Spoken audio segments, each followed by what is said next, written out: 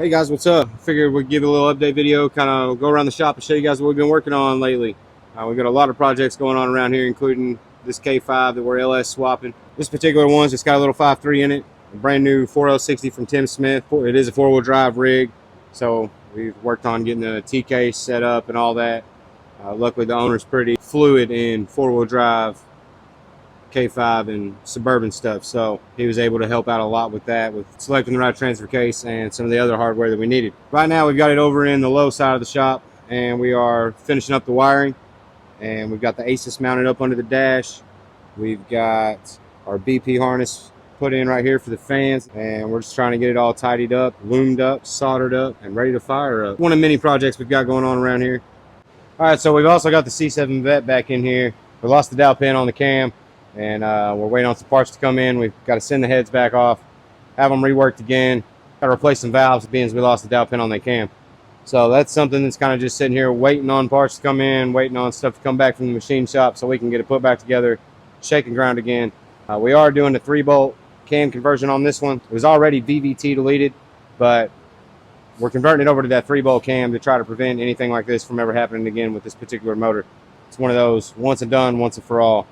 Moving on over here, we got something we ain't talked about a whole lot. We've got something that we haven't shown a whole lot of, but this is Emma's 2006 single cab that she just had wrapped a few months back, and we pulled the 4.8 out and stuffed off a forged rod and piston 6.0 with a 78-75 turbo. This thing's still quite a ways away from being done, but we are trying to have this one done before LS Fest. That way she can drive it there, get some miles on it, enjoy it, put it in the car show, and flex on the haters a little bit. We've also got some stuff outside. We've got a 2010 Camaro that's in, needs a motor, a 20 model pickup, a 21 model Yukon that we've been rebuilding engines for. Those engines are almost ready to go. A couple 14 and up cam swaps. We're buttoning up tuning. They're going home. We're slowly getting stuff out of the parking lot, but it's been hot. We've been shorthanded. We got a lot going on. But we had to get ready for Carnival Ride this year, get past that, and we had that this last Saturday at George Ray's Wildcat Drag Strip here in Paragould, Arkansas, and we had an absolute blast. It was a great turnout, a great time. We had the burnout competition, we had drag racing, we had a car show, and man, it was hot. It was really hot, but everybody stuck it out with us. Everybody came out and supported and showed love, and we're super thankful for that. But now that we're past Carnival Ride, we can get focused back on these hot rods and try to get stuff out of here a little quicker. We've got a lot of projects going on. We still have the blue long bed too, the 83 long bed that you guys have seen part 1 of. We do have a follow-up video coming on that.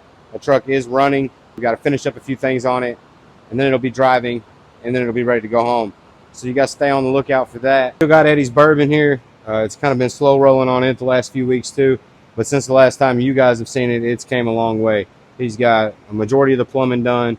He's kind of just been coming in and working on it as he can. We've also got a follow-up video coming on this one, and we're going to talk about a lot of stuff that we used, a lot of the parts that we used, why we used them, how we used them, all of that. Eddy's Bourbon is coming along.